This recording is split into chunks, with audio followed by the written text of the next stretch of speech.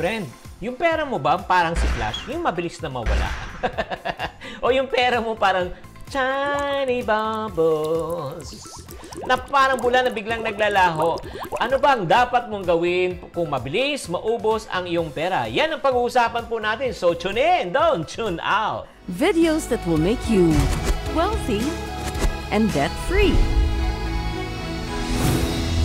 Hi there, this is Chinky Tan, ang inyong pambansang wealth coach. Oy, maraming salamat for supporting this channel. Kaya pag hindi pa kayo nakasubscribe sa channel ng mga Iponaryo, don't forget to click subscribe, click the bell button, sama na natin pati all. Okay, what to expect from this video? Sabi nga nila na kung ang pera daw ay nagpapaikot daw sa mundo. Eh paano naman kung wala kang pera? Eh paano iikot ang mundo?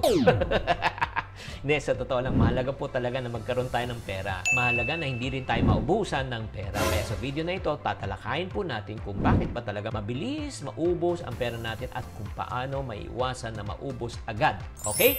Pero gusto ko, bago tayo mag-start, mag-comment kayo kung ano ba dahilan kung bakit ka ba talaga nauubusan ng pera. Okay!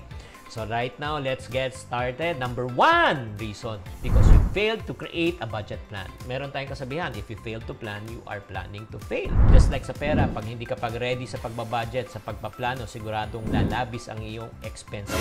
You will have a tendency to overspend. Do you agree? Feeling kasi po natin, lalo na pag tayo po ay sumusweldo, ang feeling natin ang dami nating pera. But in reality, lahat ng kinita mo ay meron na siyang pupuntahan. That's number 1. Second reason kung bakit mabilis maubos ang pera, unable to say no to temptation. Ang temptation po to spend is everywhere, di ba? Eh, syempre, maraming sales, maraming 5-5, 6-6, 7-7, 11-11, at kung wala kang disiplina most of the time, nako, mapapa-add to cart ka, my friends, and then you are going to spend the money that you do not have. The third reason kung bakit nag-overspend ang tao dahil walang savings. Ubos palagi ang pera dahil walang savings, walang emergency fund, uutang pagka hindi na kayang bayaran. Kaya minsan po, ito po nangyayari. Diba? Pag may utang na nangungutang pa, parang bayad pa ng utang. Diba? Kaya lalo pang lumalaki yung interest. And the fourth reason kung bakit mabilis maubos ang pera, simple. The lack of financial knowledge. Kulang ang kaalaman. Madaling maubos ang pera kapag hindi mo talaga alam kung paano mo hawakan ang pera mo. You don't know how to manage, you don't know how to budget, or probably you don't know how to earn money. Yun po ang mga problema. So, bago natin pag-usapan kung paano ba natin maiiwasan ang pagkaubos ng pera, yan ang part 2 po natin. Babatiin muna natin si Living Hope, si Rochelle Fisalbon, at the same time, si Ghosted. Nagpapa-shoutout to mga to. So right now, let's get right into it. Gusto kong ilista nyo na, kumuha na kayong papel at ballpen, paano ba natin maiwasan ang pagkaubos sa pera. Number 1 tip ko sa inyo, set financial goals. Sulat nyo how much money you should save. Para saan ka ba nag-iipon? For what? Di ba? Magkano? Kunyari, gusto ko 50,000. Para saan ba yan? Para makabayad sa utang. Kailan? Kailan? Sulat mo. Okay? So, how much? Anong purpose? And then when? That's number 1. So, para ika nga lahat ng perang pumapasok mo, papasok na dun, pambayad talaga ng utang para hindi ma-mismanage. Number 2, tip ko sa inyo, create a budget plan. After na may goal ka na, dapat may plano ka na. Yung tinatawag na planned spending para hindi ka mag-spend over and above that you can afford. Simple lang naman yung konsepto. You cannot spend the money that you do not have. Kaya kailangan gumawa tayo ng plano. Like for example, pupunta ka ng supermarket, ang budget mo lang 4,000 pesos nang dadalhin mo. Wala kang ATM, wala kang debit card, wala kang credit card na dadalhin para hindi ka mag-overspend. Diba? Ulitin ko, you cannot spend the money that you do not have. So, be disciplined and stick to it.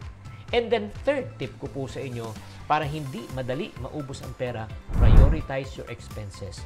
Siyempre, alam naman natin this, unahin muna natin yung needs versus what, pangailangan versus kagustuhan. At kung meron kayong nais bilhin na wala po sa budget, think twice, 3 times, 4 times, 5 times before you buy something. Ang gawin nyo po, palipasin nyo muna ng 30 days. Kung nawala na po yung nginig at yung talagang tinatawag natin na not in a bad term, yung parang libog na gusto mong makuha, yung talagang gusto mong desire na gusto mong makuha yun, ibig sabihin, huwag mo nang bilhin. And last but not the least, okay?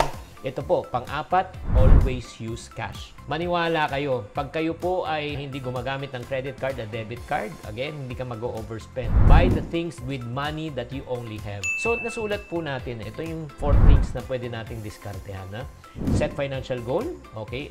Number 1. Number 2, gumawa ng plano. Number 3, prioritize ang expenses sa need.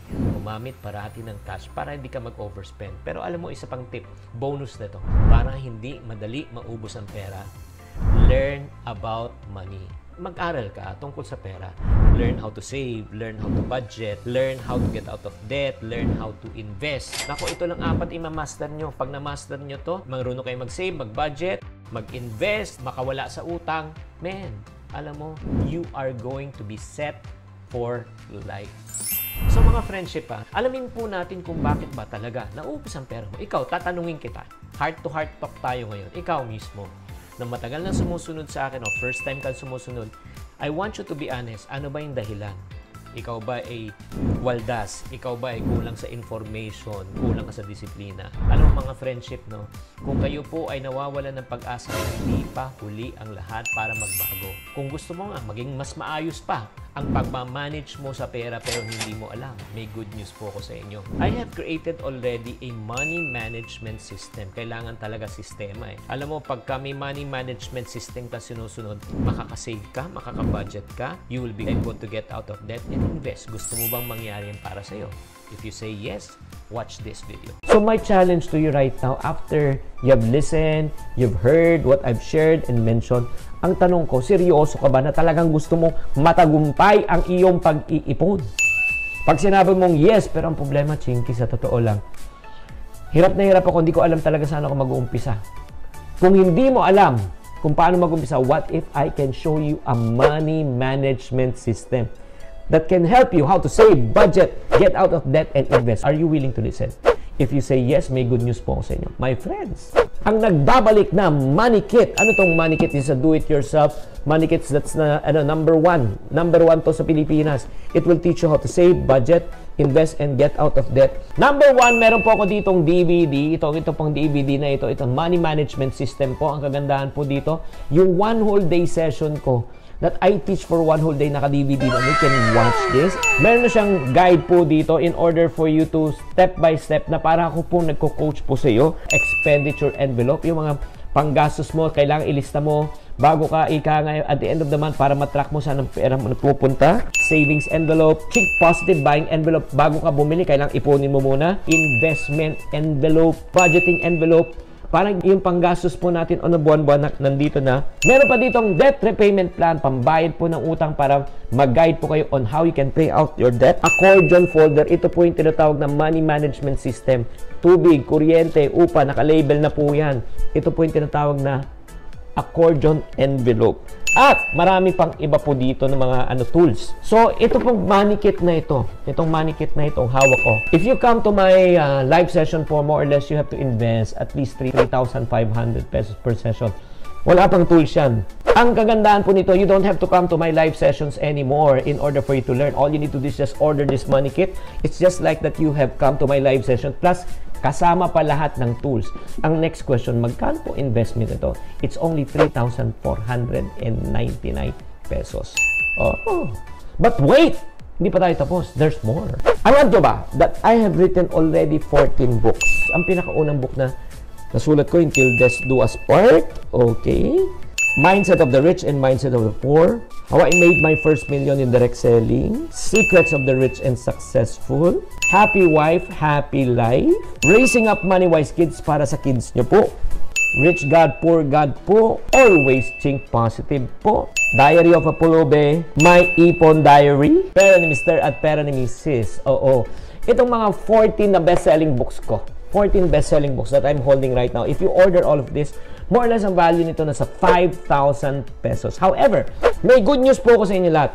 If you order this money kit right now, itong 14 books na hawak ko, it will be given to you absolutely for free. Yes, you heard it right. Libre na po. And then ang good news po, free shipping na rin po. Nationwide po dito sa Pilipinas ha. Yung abroad lang po, hindi kasama. So if you order this money kit right now at 3,499, kasama natin itong 14 books for free. Yes, so what are you waiting for, ladies and gentlemen? if you are interested to order this money kit, so para matuto ka mag-ipon, maging successful yung pagbabudget, at matuto ka na mag-invest, all you need to do is just type the word called MoneyKit. Type the word called MoneyKit right now inside your comment box. And after this broadcast, I will send you a link so that you'll be able to order this right now and have it delivered to you nationwide for free in the Philippines. Type the word called MoneyKit right now. Guys, thank you very much. Sana naman after this video, may enlighten kayo at talagang hindi na dapat madali maubos ang pera. Kailangan marunong na tayong mag-manage ng pera. There you have it. This is Chinky Tan saying, to every problem, there's always a solution. If you're not part of the solution, you're part of the problem. Always think positive. Thank you for watching. If you want to keep on growing and to stay inspired, subscribe and hit the bell button to get notified. Always think positive.